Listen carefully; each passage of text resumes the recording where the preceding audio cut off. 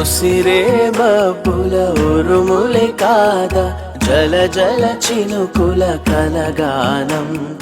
కసిరే అలకల తెరబడి రాదా కదలిక మరిచిన అభిమానం వదలని మౌనం విననని అంద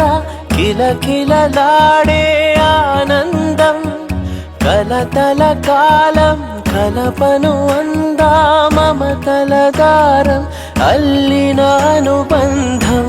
చేదైనా గాని ఇష్టంగానే తింటున్నామంటే అదే ఉగాదని అంటాం